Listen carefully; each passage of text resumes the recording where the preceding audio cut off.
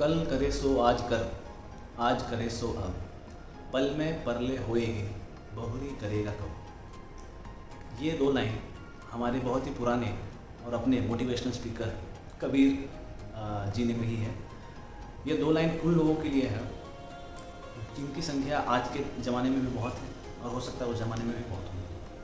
ये उन लोगों के लिए कही गई है कि जो अपने काम को, आज के काम को या अपने दिए हुए काम को कल पे डालते हैं, जिन्हें ये लगता है कि हमारे पास बहुत ज़्यादा समय है, हमें कोई ज़रूरत नहीं है आज वो काम ख़त्म करने, या फिर जो अपने डेडलाइन की रिस्पेक्ट नहीं करते, जो आप उनको गिवन डेडलाइंस हैं उसकी वो रिस्पेक्ट नहीं करते और उसे उन्हें लगता है कि यार हमारे पास बहुत समय है, हम कल भी कर सकते हैं।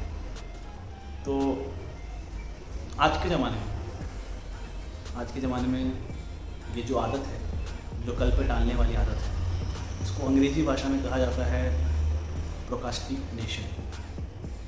जो भी बंदा मतलब जो प्रोक्रास्टिनेशन का एक्चुअल मतलब है वो है कि काम को टालना, चाहे वो अभी के काम को 2 घंटे टालना हुआ, आज के काम को कल टालना हुआ, चाहे जब भी जिस काम को जिस समय आपने सोचा था उस समय ना करके उसके बाद करना, उसे कहते हैं procrastination.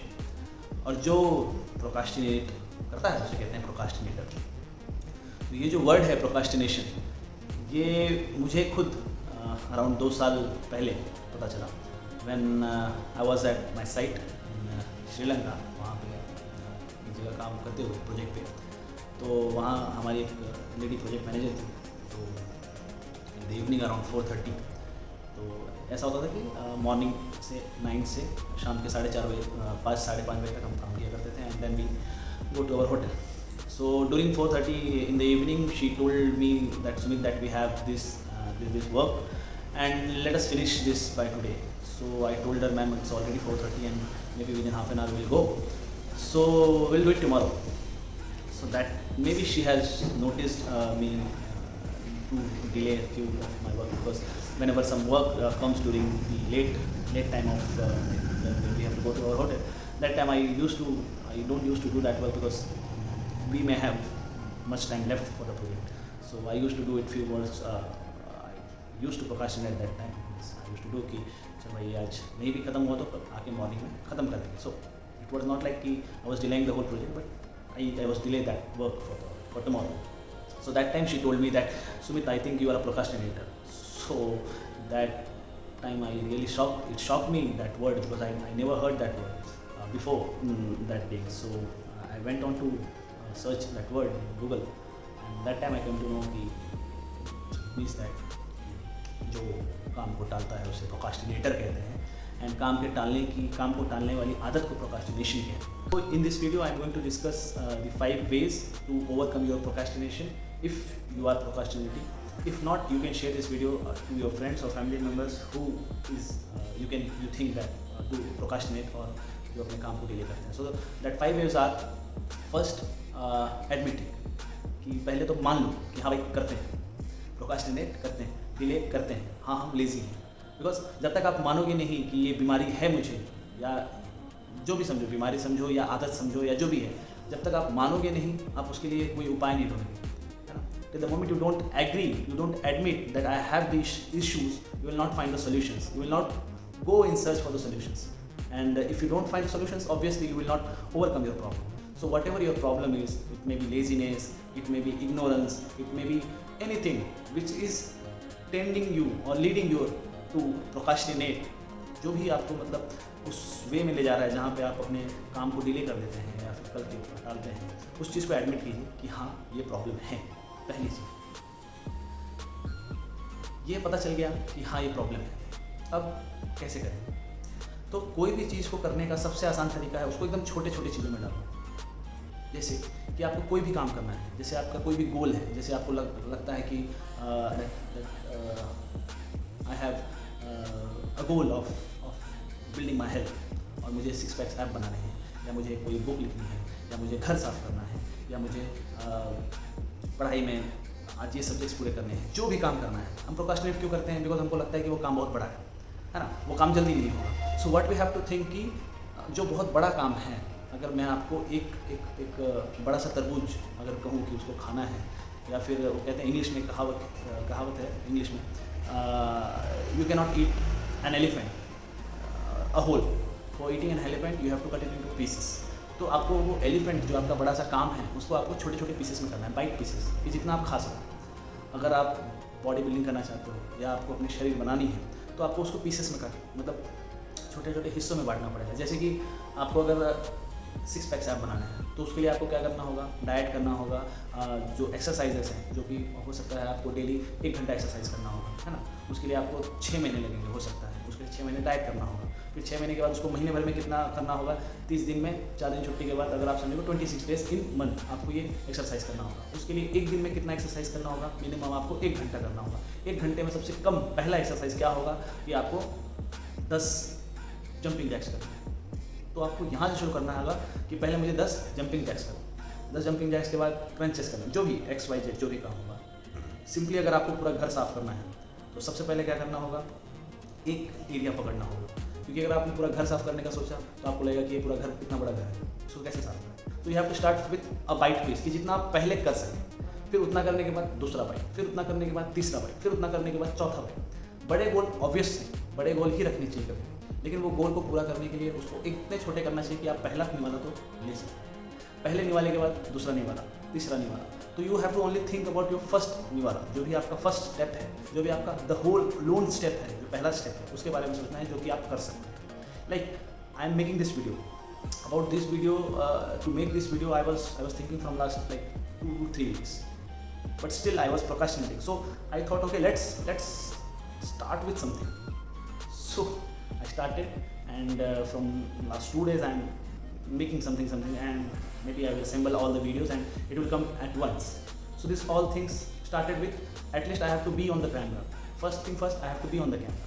So that's how it started. So start with single point. And third, what are the reasons that you want to do that thing? आपको घर क्यों साफ करना है, आपको बॉडी क्यों बनानी है, आपको क्यों पढ़ाई करनी है, कोई किताब क्यों लिखनी है। सो आपका वो रीज़न जो वाई है, you have to be very specific about your why. Simon Sinek ने बहुत ही अच्छी किताब लिखी है, why, ask your why you want to do this work, why you want to do whatever you work, whatever the work that you want to do, why you want to do। उनका कहना है कि अगर आपको Y मिल गया then आपको how मिल जाएगा। मतलब आपको क्यों करना है, आपको ये पता चल गया कि क्यों करना है, तो आपको कैसे करना है ये पता चल जाएगा अपने आप। फिर उसके बाद आपको क्या करना है वो भी पता चल जाएगा। कैसे करना है, क्या करना है, क्यों करना है। पहले आपको क्यों पता चल गया तो आप कैसे करेंगे वो पता चल जाएगा, और बाद में क्या करना है वो भी पता चल जाएगा। तो क्यों करना है ये बहुत इंपॉर्टेंट है। इसका एक बहुत ही सिंपल एग्जांपल्स देते हैं वो अपने ऑब्वियसली बहुत सारे सेमिनार्स वो लेते हैं। तो बहुत सारे सेमिनार्स में उनका सबसे पहला क्वेश्चन ये होता है कि अगर मैं आप सबसे कहूँ that if I ask every one of you that you have to earn $1 million, $10 million in a year, how many of you think you can earn $10 million in a year? So very few percentage of people say yes we can do, or many of them will say no we can't do, because nobody will raise their hand of thinking that they can earn $10 million. So but they change the question simply, वो सिर्फ अपना सवाल बदलते हैं और वो कहते हैं कि कितने लोग आप में से $10 million एक साल में कमाएंगे। अगर आपने नहीं कमाया तो आपके परिवार के हर एक आदमी का मर्डर हो जाएगा। एवरीबडी सेज मैं I will do 100%, 1000%, 1000%. So what is changed? Goal doesn't change, time period doesn't change. What changes? Why you want to do that. So if you clear your why, then obviously how and what will come. So third is find your why. Fourth, avoid the distractions. So आप जब भी कोई काम करते हैं तो आजू बाजू के जितने भी डिस्ट्रैक्शंस आपको आते हैं उसको हटा दें। And you can see all this things in the way कि अगर आपको कोई इंपॉर्टेंट काम करना है, जैसे कि अगर आपको कोई मूवी देखनी है जो आपको बहुत ही पसंद है, उस बीच में फिर कोई भी डिस्ट्रैक्शंस आए या नेटफ्लिक्स की कोई मूवी चल रही है अगर उस बीच में कोई भी डिस्ट्रैक्शन आए तो आपको कैसा फील होता है, आप उसको अवॉइड करने के लिए क्या करते हैं। तो वो सारे रीजंस आप अपने वो सारे डिस्ट्रैक्शन जब आप हटाते हैं, क्यों हटाते हैं, क्योंकि आपको वो मूवी देखनी है, तो उसमें आपको वाई बहुत क्लियर होता है, क्योंकि आपको वो इन्जॉयमेंट देता है, दैट सेंस ऑफ हैप्पीनेस, या फिर जो भी आपको होता हो जो वो मूवी देखने के बाद आती है। उसके चक्कर में आप बहुत सारे डिस्ट्रैक्शन को हटा देते हैं। जैसे मोबाइल को हो सकता है आप साइलेंट पे डाल देते होंगे, एयरप्लेन मोड पे डाल देते होंगे। सो डिस्ट्रैक्शंस को हटाना है, आपको बहुत सारा टाइम है, आपको सिर्फ अपने डिस्ट्रैक्शंस को हटाना है। You have all the time, तो डिस्ट्रैक्शन सब हटा देंगे तो आपके पास टाइम आ जाएगा, है ना। तो जो भी चीज़ करना है आपको विदाउट डिस्ट्रैक्शन करना है। उसके लिए जो पांचवा टेक्निक है, जो कि बहुत ही बेस्ट टेक्निक है और बहुत से लोग इसे अपनाते हैं, वो है पोमोड्रो टेक्निक। तो एक टोमेटो शेक में टाइमर भी आता है आजकल मार्केट में। So in that technique what they say is कि for 25 minutes you have to do your work, 20 और 25 minutes, and then take a 5 minute break. लेकिन जो 20 to 25 मिनट्स आप जो काम करेंगे वो डेडिकेटली उसी वर्क के लिए होगा, एंड देन टेक 5 मिनट। उसके बाद फिर 25 मिनट आपको बचेगा। उस 25 मिनट में अगर आपको कुछ भी दिमाग में आ रहा है, कुछ अलग सा ख्याल आ रहा है, डिस्ट्रैक्शन आ रहा है, व्हाट्सएप आ रहा है, कुछ भी आ रहा है, अगर कुछ इंपॉर्टेंट आ रहा है तो लगे तो उसको आप अपने नोटबुक वगैरह में लिख दो। तो वो जो 5 मिनट का जो आपको टाइम मिलेगा, जो आपको ब्रेक के लिए लिया है, उसमें आप बहुत सारी चीज़ें देख सकते हैं।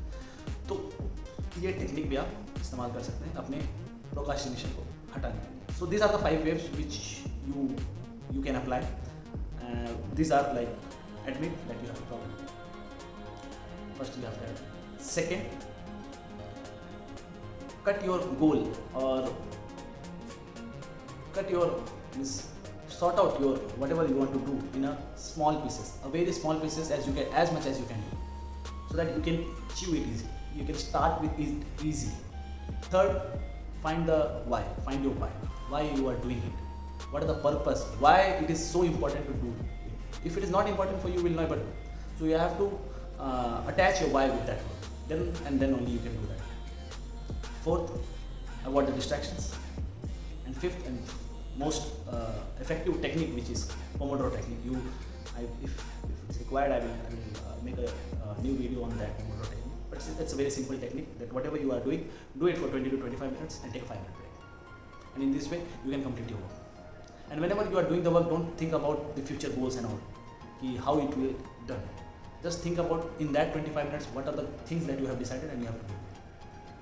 So I hope कि ये वीडियो आपको पसंद आएगा, मे बी आपके कहीं यूज़फुल आएगा। If it is useful for you, use it. और अगर आपको लगता है ये आपके किसी फ्रेंड्स के लिए यूज़ में आएगा तो आप उनके साथ शेयर कर सकते हैं।